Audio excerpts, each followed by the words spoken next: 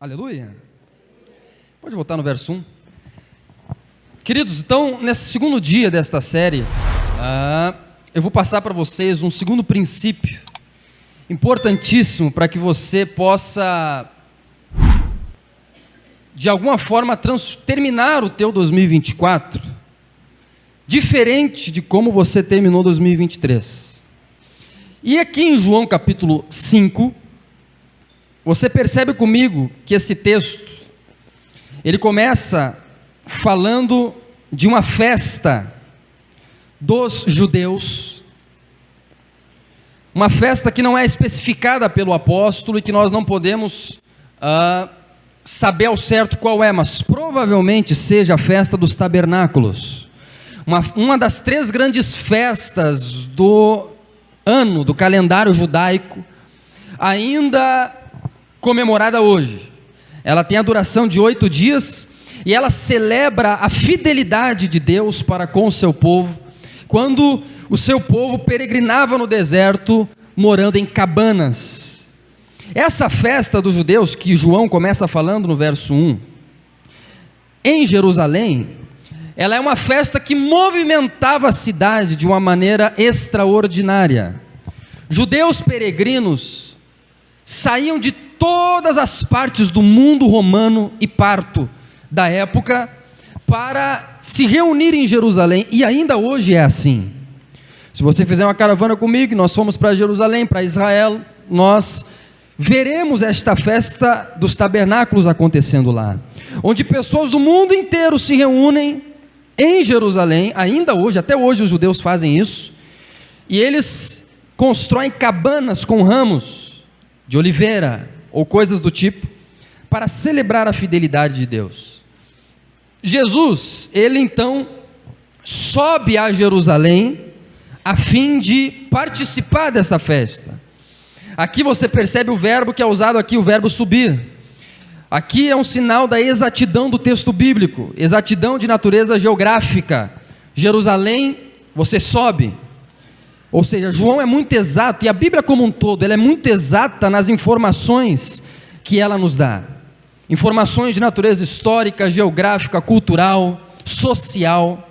Aqui mesmo João diz que Jesus sobe a Jerusalém, porque inclusive alguns estudiosos dizem que Jerusalém está no topo do mundo. Porque sempre que você vai para Jerusalém, você sobe, porque ela fica no alto de uma colina. E quando Jesus está subindo para essa festa, no verso 2, então no verso 1 você tem um cenário de festa, repita comigo, festa, um cenário alegre. Queridos, essa é uma das festas mais alegres e festivas que os judeus realizam na sua cidade. Jerusalém ficava em polvorosa. Todavia, no verso 2, João, ele transiciona o cenário. Ele diz, ora, existe ali um tanque, junto à porta das ovelhas, que fica a norte da cidade de Jerusalém. Ainda existe hoje esta porta, as ruínas dessa porta. Um tanque chamado em hebraico Betesda. Ele faz um adendo em hebraico, porque ele estava escrevendo para um público que é que nem o nosso aqui, que não é judeu. Betesda significa casa de misericórdia. Beit, casa, Hesed, misericórdia. Então, era um tanque que antigamente era usado para que as pessoas tomassem seus banhos públicos. Um tanque com 5 pavilhões. Esse tanque ainda existe hoje, inclusive. As ruínas desse tanque. Tem alguma foto aí? Ali, ó. Você consegue ver? Parece um monte de pedra, mas se você for lá para mim, você vai ver que tem um tanque ali. Diga amém? Tem um pessoal visitando ali, acho até, né? Então esse tanque ainda existe hoje. Quando nós fazemos caravanas, os cristãos fazem, nós visitamos, é um ponto turístico. Onde aconteceu isso? A arqueologia achou isso no finalzinho do século XIX. Exatamente como João descreve aqui, mais um sinal da exatidão bíblica. Nesse tanque aí, nessas ruínas, você consegue encontrar 5 alpendres. E entre os 5 alpendres, 2 tanques. Provavelmente um era para as mulheres e outro para os homens. Exatamente no lugar onde João diz que isso ocorre. Certo? Então, esse tanque, chamado Betesda, em hebraico, Fica hoje, tem uma catedral construída ao lado dele, Catedral de Santa Ana, ao lado desse lugar. Ele deixou de ser um lavatório público, à época, para ser um local, um santuário de um culto pagão. Porque você percebe, a partir do verso 3, que João vai decaindo o cenário que antes era festa. No verso 1 você tem a festa dos judeus, uma das maiores festas dos israelitas. Ele foca então da festa, ele vem para o tanque de Betesda em Jerusalém, ao norte de Jerusalém, junto à porta das ovelhas. E no verso 3, perceba o caminho do autor bíblico. Perceba que o autor bíblico vai afunilando o cenário. Ele chega a descrever então que nestes alpendres jazia uma multidão de enfermos, cegos, coxos e paralíticos.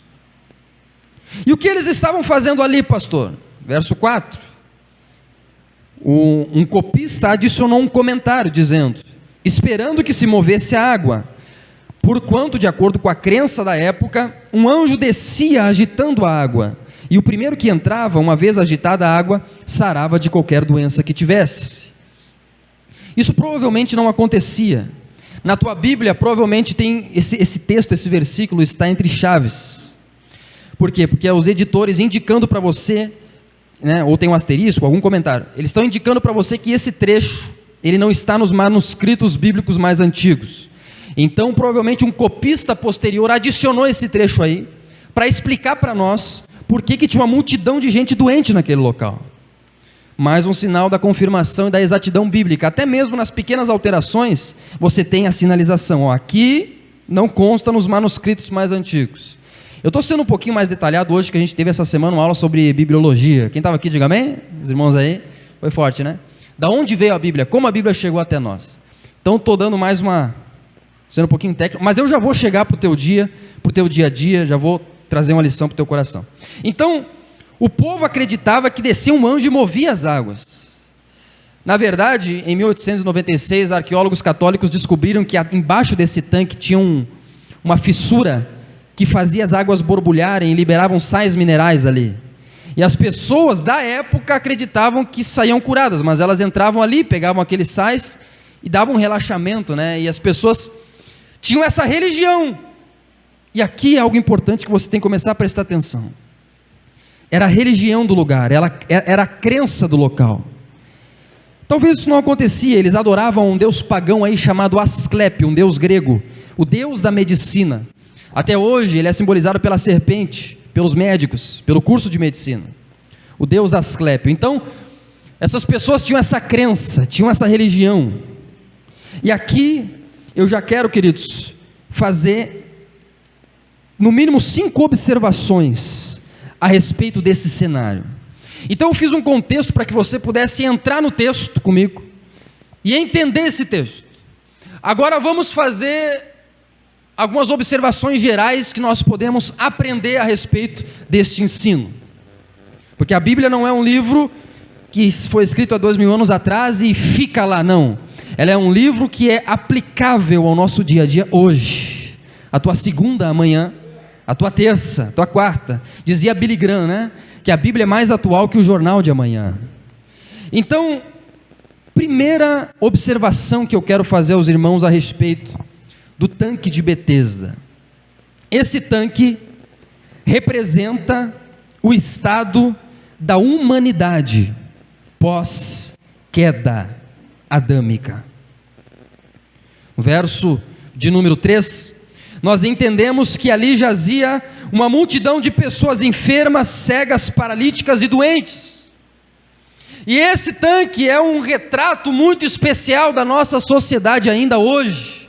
Pessoas enfermas, pessoas paralíticas, pessoas cegas e pessoas doentes. Talvez no seu nível físico, mas não tão no nível físico.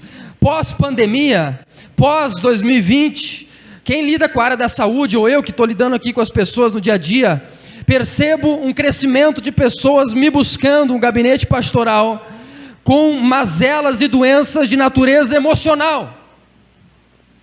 Então a pessoa ela está enferma emocionalmente no seu coração. A pessoa está paralítica, ou seja, ela não consegue caminhar na sua vida. Ele entra ano, sai ano, ele está no mesmo lugar. Seja a nível financeiro, seja a nível emocional, seja a nível conjugal, seja a nível relacional, seja a nível de bens materiais, ele está no mesmo lugar, ele está paralítico. Pastor, eu não consigo caminhar, eu não consigo andar, eu não consigo avançar. Ele está cego, não tem mais visão de futuro, os sonhos não existem mais, essa pessoa não consegue mais ver, não consegue mais ter uma perspectiva de um futuro para a sua casa, para o seu casamento, para as suas emoções, não sabe como vai terminar 2024, não sabe como vai quitar esse mundaréu de conta, a pessoa fica cega de alguma forma. Quem está entendendo, diga amém.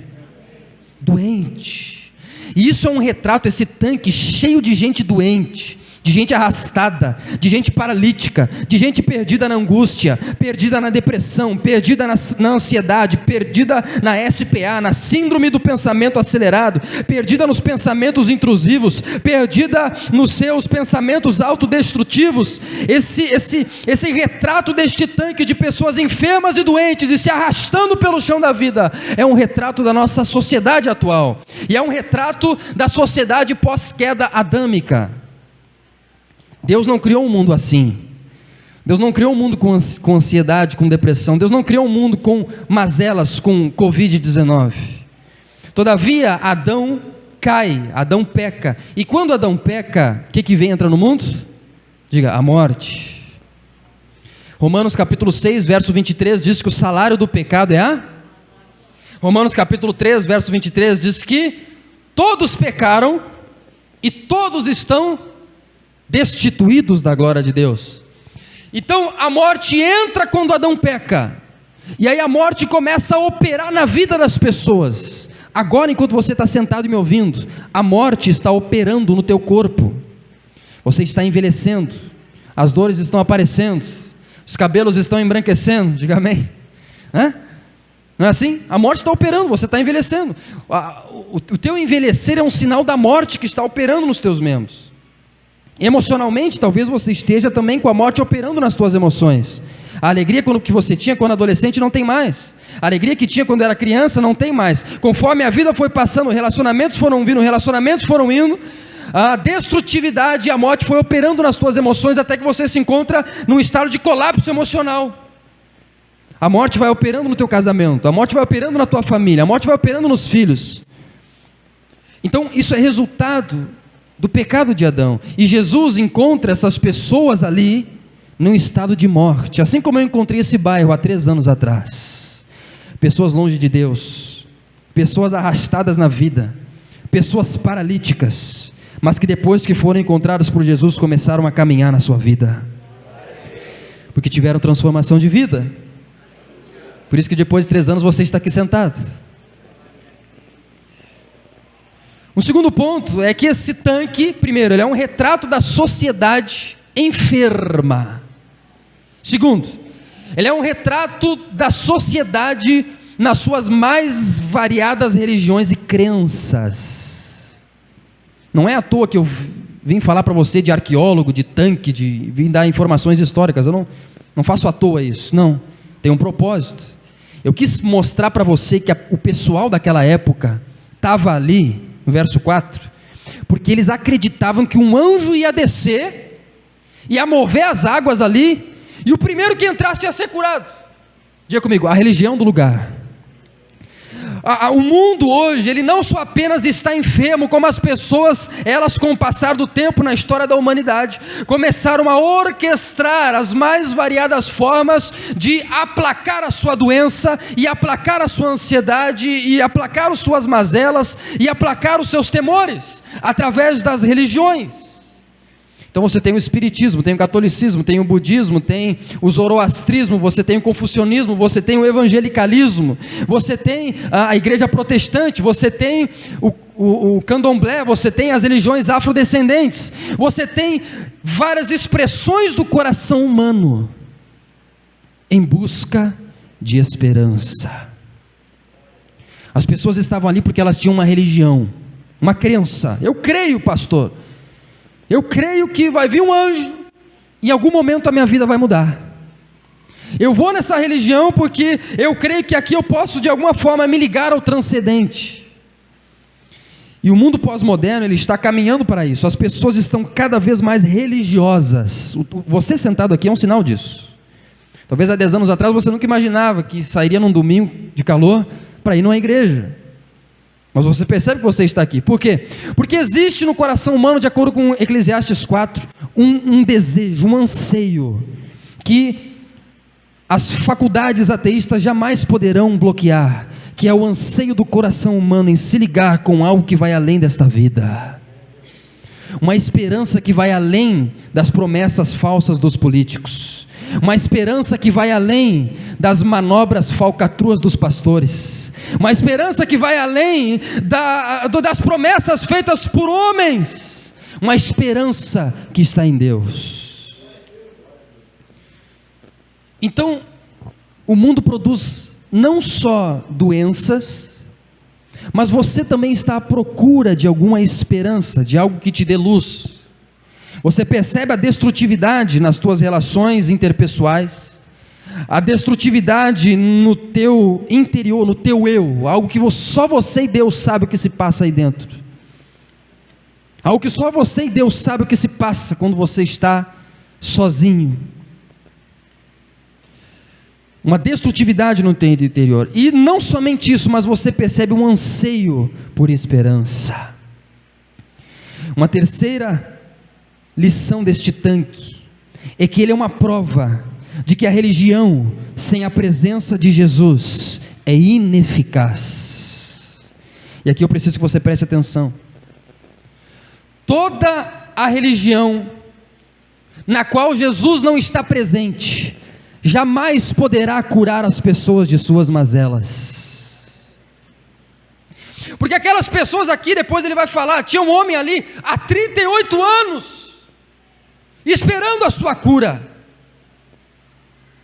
Ou seja, enquanto Jesus não chegou lá, ele estava paralítico e jazia enfermo.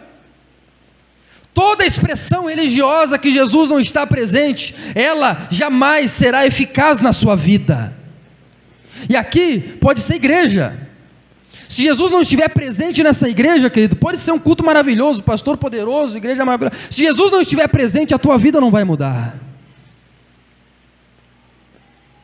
Inclusive, acho que um dos lugares onde Jesus está menos presente em algumas igrejas evangélicas. Por quê? Porque a gente consegue maquiar muito bem a presença de Jesus. Todavia, quem é mais antigo nesse bairro sabe do que eu estou falando, sim ou não? Todavia, quando Jesus chega num local, mesmo que hajam pessoas ali há 38 anos enfermas, algo muda. Porque depois de 38 anos, quando Jesus sobe a Jerusalém e vê aquele homem enfermo, a partir do momento que aquele jovem de 30 anos chega naquele local, a vida daquele homem jamais é a mesma. Diga amém?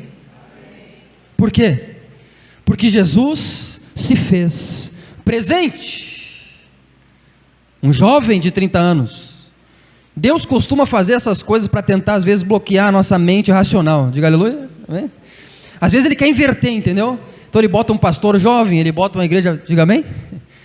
Jesus, um jovem de 30 anos, chega num local e o cara estava 38 anos enfermo, querido. Imagina, 38 anos.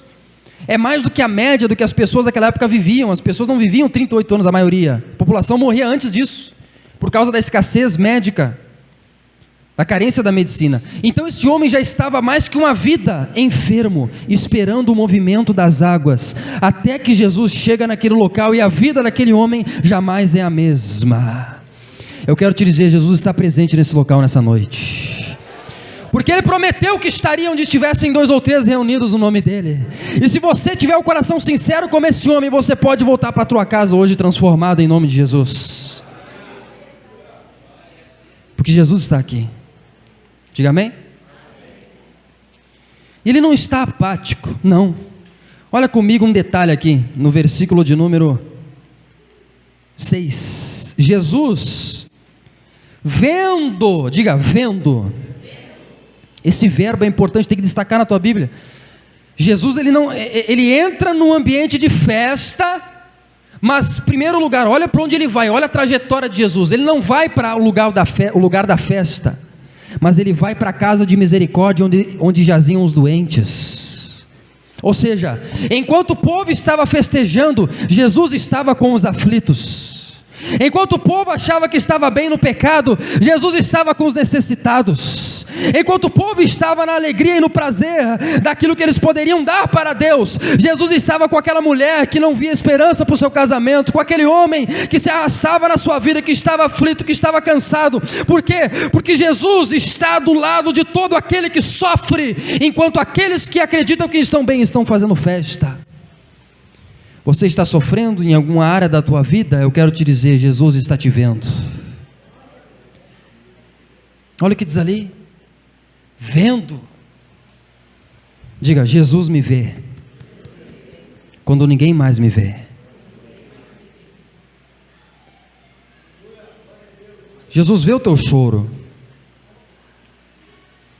Jesus vê as tuas lágrimas, porque Ele viu o paralítico. Antes de falar, antes de ordenar e antes de liberar o milagre, Ele vê. Talvez você esteja nesse estágio que Jesus está só te vendo e parece que está em silêncio, mas eu quero te dizer, Jesus não permanece vendo você. Em algum momento Ele vem ao teu encontro para transformar a tua vida.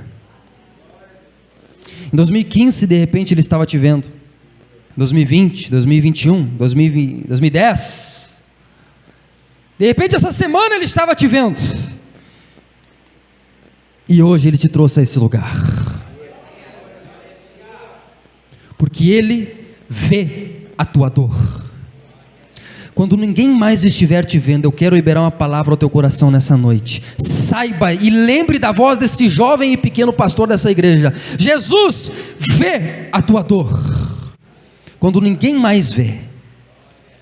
E Ele não só vê, sabendo que estava assim há muito tempo. Ele vê uma dor de 38 anos atrás, que a religião não conseguiu curar. Há 38 anos o cara ficava lá no tanque achando que aquele benzer, que aqueles 30 Ave Maria, 50 Pai Nosso ia curar a dor dele. Há 38 anos ele frequentava o centro de Umbanda, há 38 anos ele frequentava a catedral tal, há 38 anos os pastores oravam, clamavam, mas nada acontecia. Mas Jesus estava vendo, e Jesus se dirige para ele, olha o movimento de Jesus, e diz assim, ó. Aliás, diz não, faz uma pergunta. Sabendo que estava enfermo há muito tempo, olha ali, perguntou-lhe, diga, perguntou-lhe. Jesus faz uma pergunta, e as perguntas de Jesus, elas são interessantes, porque as perguntas, elas têm o poder de decifrar aquilo que se passa no nosso coração. É por isso que num gabinete pastoral, num atendimento psicológico, a gente baseia em perguntas, porque as perguntas elas vão expondo o teu coração. O método socrático era assim, né? Sócrates, ele fazia perguntas para as pessoas, para mostrar que elas não sabiam aquilo que elas achavam que sabiam. Ele pergunta: queres ser curado? Agora olha como é que Jesus, alguns pastores brincam, né? Que Jesus tinha senso de humor, né? Jesus chega para um cara paralítico, há 38 anos, com poder para curar. O que você faria se você fosse Jesus? Me dá a tua mão aqui, querido, vamos sair curar. Não, Jesus não faz isso. Em primeiro lugar, o que Jesus faz? Faz uma pergunta: você quer ser curado? A pergunta óbvia, a resposta óbvia seria o quê? Meu Deus, mas você, né? Estou há 38 anos aqui, você me pergunta se eu quero ser curado. Que paralítico que não quer ser curado? Que doente que não quer sair do seu estado emocional destrutivo? Acontece que não é essa a resposta do paralítico. Jesus é muito inteligente, ele faz uma pergunta, porque ele sabe que na verdade o desejo daquele homem não era ser curado. Porque quando alguém pergunta para você, se você está 38 anos sofrendo, se você está 38 anos sofrendo em alguma área da tua vida, alguém chega e pergunta: que milagre você quer? Você quer ser curado? Primeira coisa que você faz, né? Sim. Só que o homem não responde isso.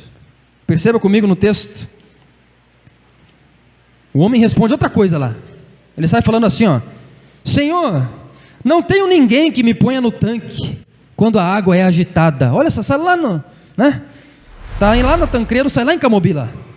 Outra coisa, ele não responde a pergunta de Jesus. Ele vai falando outra coisa. Não tenho ninguém, enquanto eu vou, desce outro antes de mim. Essa pergunta de Jesus revela 3 coisas. Primeiro, esse homem fazia parte da raça de Adão. Ou seja, é uma geração, esse homem, ele é um homem que terceirizava a culpa dos seus problemas. Porque quando Jesus pergunta se ele quer ser curado, você percebe que ele joga a culpa no outro, sim ou não? Você não percebe ali? Ele diz assim, ó, Deus, né? Senhor, não tenho ninguém que me ponha no tanque, ou seja, eu estou nesse estado por causa da minha mãe, eu estou nesse estado por causa da minha esposa que não está ali para me levar para o tanque. Ele terceiriza a culpa, ele diz que o problema dos seus 38 anos de doença é do Lucas, é do amigo, é do vizinho, é do pai. Ou seja, aqui nós temos tipos de pessoas que terceirizam a responsabilidade das suas mazelas. Eu não sei se essa pessoa é você, mas o princípio desta noite é: assuma a responsabilidade pela sua vida. Se você está assim por causa de alguém, nessa noite você precisa assumir que os problemas da sua vida precisam de uma decisão sua para que sejam solucionados. Quem está entendendo, diga amém. Não seja como ele, porque ele joga a culpa para o outro. Não tenho ninguém que me leve, não tenho amigos. O meu pai me abandonou quando pequeno. Estou dando exemplos aqui, né? A minha mãe não é a mesma coisa que o meu pai. Nunca me amou tanto quanto meu pai me amou.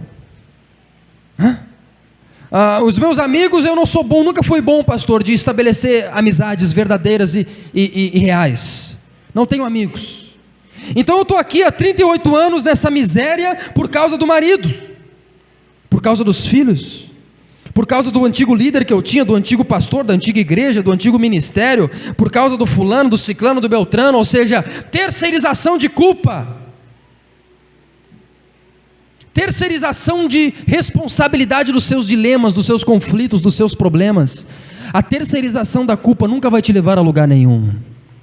A partir de hoje, saia desse lugar determinado. A situação da minha casa depende da posição que eu assumo com Deus. Saia dessa noite decidido nesse lugar. Diga assim, ó: o meu casamento a partir de hoje está nas minhas mãos. Eu vou orar, vou clamar e vou buscar a Deus até que Ele restaure o meu relacionamento, até que Ele me tire desse charco de lama, até que Ele me liberte desta opressão. Quem está entendendo, diga amém. Não joga a culpa para o outro. Segunda característica desse homem, vê se não é para mim e para você. Ele havia se apegado a todos os benefícios que a doença trazia consigo. Ou seja, você percebe que ele não responde que ele quer ser curado, mas ele se acostumou a estar doente. É aquele tipo de pessoa que faz da doença a única maneira de se relacionar consigo mesmo. A tua doença emocional ou física, ela se mesclou à tua identidade. Você se percebe já doente. Você se percebe já com todas as crenças limitantes e mentais que os teus pais estabeleceram na tua mente desde a tua mais tenra infância. É aquele tipo de pessoa que você vai falar com ela e ela já fala como pessoa doente. A doença dela já se mesclou à identidade dela. Esse homem, ele já sai falando que ele está doente, que ele está com a mania de Gabriela. Não tem nenhuma Gabriela, acho que, né? Tem, né? Nasci assim, cresci assim, não é assim? Vou viver assim, vou morrer assim. Meu destino já está traçado. Se mesclou com a identidade dele. Ele é o tipo de pessoa que faz da doença a única maneira de se relacionar com os outros. Carência. Sabe aquele tipo de pessoa que fica doente só para atrair atenção? Eu conheço algumas pessoas assim. Sabe? Quem é mãe aí há mais tempo sabe, né? Às vezes os filhos fazem essa manha, né? Fica gripada. Meu Deus, porque os homens principalmente são assim também, né? O homem quando está gripado, irmão, parece que está morrendo, né? A mulher às vezes fica até e está sempre, né, firme, forte. Aí o homem pega um resfriado, meu Deus, preciso que traga café na cama. E meu Jesus, né, o que está acontecendo? A pessoa fica carente e ela expressa, ela sabe que quando ela está doente, ela recebe a atenção das outras pessoas. Então ela se acostuma com aquele estado de debilidade, porque quando ela fala da doença, as pessoas prestam atenção nela. O pastor presta atenção nele. Os pais fazem todos os amores e os carinhos do mundo. Por quê? Porque a pessoa sabe que a doença chama a atenção de outros. E, ao contrário, são pessoas que fazem da doença a sua única maneira de se relacionar com Deus. Então eu aqui elenquei 3 fatores. Pessoas que fazem da doença a única maneira de se relacionar consigo mesmo, mesclado com a identidade. Pessoas que fazem da doença a única maneira de se relacionar com os outros, mesclado com a carência da pessoa. E pessoas que fazem da sua doença a única maneira de se relacionar com Deus, através da sua oração. Só vem na igreja quando está doente. Quando é curado já não vem mais, né? Não é assim? Ou só vem orar para colocar problema. Não tem nada de errado. Muito pelo contrário, quando você está doente, você tem que procurar o médico dos médicos, amém? Até que ele restaure você. Mas eu estou falando assim, pessoas que só se reúnem na presença de Deus quando elas veem alguma necessidade. Diga, eu não posso ser esse tipo de pessoa. Não assuma um estado de doença, mas a partir de hoje saia desse lugar assumindo a identidade de alguém que está curado em nome de Jesus. Quem está entendendo, diga amém. Por quê? Porque esse homem, queridos, a terceira característica dele, ele está cegado pelas crenças limitantes instaladas na sua mente. Ele está diante de Jesus, e aqui eu estou encerrando a mensagem, e vamos orar agora com você. Ele está diante de Jesus, que nem você agora está diante de Jesus, o Deus poderoso. Não sou eu sou só um instrumento aqui, mas eu não tenho poder para curar você. Eu sou um ninguém falando sobre um alguém. Mas Jesus aqui está no nosso meio nessa noite. Você está diante dele, você precisa ter fé para crer nisso. Só que diante desse Deus poderoso, desse Jesus que tinha poder para curar, e que estava perguntando para o Jorge, perguntando para o William, perguntando para o Lucas, perguntando para o Eli, perguntando ali para a irmã Dani, perguntando ali para o irmão Christian, perguntando para essas pessoas, você quer ser curada? Você quer ser curado? Esse homem, ele começa a colocar as crenças limitantes da teologia do lugar e da religião do lugar. Você quer me curar, mas eu acredito que o anjo até agora não desceu. Ele tinha crenças instaladas na mente dele. Ele não conseguiu ver que na frente dele estava o autor da vida e o Deus Todo-Poderoso. Mas ele estava com a crença lá da infância. Eu aprendi que eu só posso ser curado quando o anjo descer e movimentar as águas. Aí Jesus, ele chega para esse homem e pensa assim, mas não entendeu. Aí Jesus nem dá trela, diga assim, nem dá trela, fala assim, um gaúchês, né? Nem dá trela porque esse homem fala. Muito pelo contrário, Jesus sai falando outra coisa. Jesus diz assim, querido, eu não estou perguntando se você quer que eu te leve para o tanque. Eu não estou perguntando se você quer comprar a vassourinha ungida aqui para limpar a tua casa. Eu não estou dizendo para você que você tem que colocar 2.000, 3.000 no envelopezinho aqui para conseguir cura para a tua família. Não. Aquilo que eu tenho para te dar é de graça. Toma o teu leito, levanta e anda. Eu sei que você aprendeu em alguns lugares aí que você tem que dar oferta para receber a cura. Eu sei que você aprendeu em alguns lugares aí que você tem que fazer algo para conseguir o milagre de Deus. Eu sei que você aprendeu em alguma outra religião que você precisa orar não sei quantas vezes para conseguir o perdão de Deus. Mas Jesus dizendo para você, te ensino nesta noite, Romanos, a partir do capítulo 10, que diz, se com tua boca confessares Jesus como Senhor, e em teu coração creres que Ele ressuscitou dentre os mortos, você não precisa pagar nada, não precisa comprar nada, não, você receberá a cura para a tua alma, e o perdão dos teus pecados. Se confessar os teus pecados, Ele é fiel e justo para perdoar os teus pecados e te livrar de toda injustiça. Você não precisa comprar teu milagre. Você não precisa dar dinheiro no gasofilaço. Você não precisa arrancar um dedo, que nem um amigo meu uma vez queria fazer. Pá, pastor, pequei, mas pequei daquele jeito, eu estou querendo arrancar um dedo. Ele pegou a faca, né? Eu falei, não, que ele está louco. Aí tive que ensinar para ele o evangelho. O que Deus quer de você é um coração sincero e arrependido. É só isso que Ele quer, para transformar a tua vida. Diga amém. Olha a ordem de Jesus. Jesus diz assim, ó: levanta-te. Diga, levanta-te. Porque ele estava prostrado. Talvez você tenha chegado nessa noite, nesse lugar, prostrada, prostrado, que nem esse homem, se arrastando, emocionalmente falando, se arrastando pelo pântano do desânimo, se arrastando financeiramente falando, se arrastando relacionalmente falando, se arrastando espiritualmente falando. Jesus, a primeira coisa que Ele diz para você é: levanta-te. E segura como sinal para todo mundo ver o objeto que há 38 anos te trazia vergonha, que é o teu leito. Preste atenção no texto. Você é uma pessoa inteligente, só estou diante de pessoa inteligente aqui. Olha o que ele diz ali: deixe de se arrastar e pega o leito.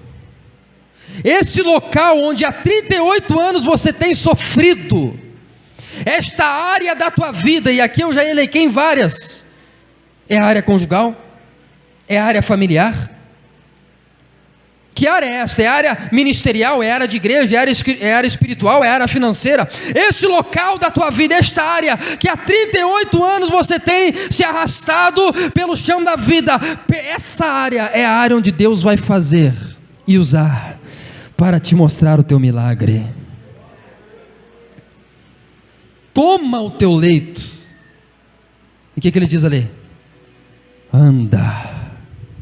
E aquele homem que há 38 anos estava, imagina uma pessoa há 38 anos, deitada numa maca, esperando o milagre chegar, quando um jovem pastor, um jovem Jesus, chega naquele local, naquele tanque, aquele homem depois de 38 anos começa a andar na sua vida.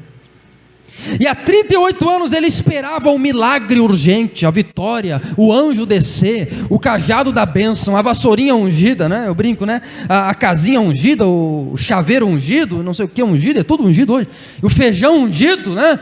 E a casa, não sei o que, e o missionário poderoso que cura até caroço, e o pastor todo poderoso, aquele pastor show. E ele esperava aquele milagre, aquela bênção, até que há 38 anos a espera dele termina. Naquele fatídico dia de janeiro de 2024, a partir do versículo de número 9, o autor coloca um advérbio ali. 38 anos de espera terminam com um imediatamente. Imediatamente. Diga comigo: o homem se viu curado. Olha só. Ele estava lá no culto, não estava dando nada para aquele cultinho ali, chumbrega ali, passando calor ali, cadeira toda desconfortável. Estava no culto ali, convidaram, não sei, alguém levou. Aí você percebe que o autor ele é muito inteligente, o apóstolo João, inspirado pelo Espírito Santo. Ele diz que o homem, depois de obedecer a ordem de Jesus, ele se percebe curado. O que eu estou querendo dizer aqui? Ela estava ali no culto, ele estava no culto, até que no momento da oração, que nós vamos fazer daqui a pouco, no momento do louvor, no momento da palavra, quando ela está indo embora para casa, quando ele entra no carro, quando chega em casa, quando abre o portão, quando abre a porta, quando senta no sofá de novo, a angústia saiu. No final da oração, no final da pregação, ela percebe que ela se vê curada. Ele se vê transformado, ele sabe que alguma coisa aqui dentro mexeu. Diga amém. Ele se vê, imediatamente ele se vê curado. Ele faz um processo que Carlos Drummond de Andrade diz que é a mais difícil de todas as viagens do ser humano, que não é ir para a lua, é ir para dentro de si mesmo. Ele faz um processo de autoanálise e quando ele percebe aquela ferida lá, que há 38 anos estava lá, está cicatrizada. Ele percebe que alguma pecinha aqui dentro mexeu. A fé de alguma forma foi gerada no coração dele, no coração dela. Ele começou a partir daquele momento a acreditar na palavra daquele jovem pastor. Diga amém. E quando ele se vê curado, para finalizar, pôs-se a andar, uma linguagem mais antiga, né? Revista e atualizada. Tomando o leito, se colocou a andar. Então, depois de 38 anos de arrasto, através da vida de um jovem pastor, numa pequena igreja no bairro Itararé, diga amém, ou qualquer outra igreja verdadeira, isso é o de menos, pode ser numa igreja, pode ser numa praça, pode ser embaixo de uma árvore, pode ser numa casa, pode ser em qualquer lugar, desde que seja um encontro com Jesus verdadeiro, essa pessoa depois de 38 anos não volta para casa mais da mesma forma. Quer voltar para a tua casa diferente hoje? Diga amém. Você quer? Então nesse momento eu peço que você ore com sinceridade a Jesus, obedeça a palavra de Jesus. Jesus disse para aquele homem: levanta, toma o teu leito e anda. E ele teve que ter fé, ele teve que acreditar naquela palavra para que ele fosse transformado. Então nesse momento eu quero orar com você que se vê na mesma situação desse homem. Eu quero aqui comigo para orar somente pessoas que foi falada, que essa palavra falou ao teu coração, e que você tem áreas da tua vida que há 38 anos, ou seja, há muito tempo, fazem você se arrastar em algum momento da tua vida, em alguma área. Eu quero orar com você nesse momento, a esse Jesus, diga amém? Para que você retorne para a tua casa hoje, com alguma pecinha do teu interior movimentada e mudada, em nome de Jesus. Quem quer ser curado, diga amém. Pode ser doença física, pode ser doença emocional, não importa. O Jesus que eu creio, que eu prego, que eu assumi como vocação de vida, anunciar, tem poder para fazer você voltar transformado para a tua casa nessa noite. Nesse momento nós vamos orar. Você não se assuste, que acho que os irmãos vão apagar a luz aí, diga amém? Mas não se assuste que não tem nada de místico, não tem nada de... É só para você ficar à vontade, diga aleluia. Eu sempre digo, né, porque às vezes o pessoal fica meio... Não, é só para você ficar bem à vontade na presença de Deus. Se você quiser chorar, se você quiser orar às vezes, né, está com vergonha, só para você ficar à vontade, tá bom? E eu quero nesse momento orar com você.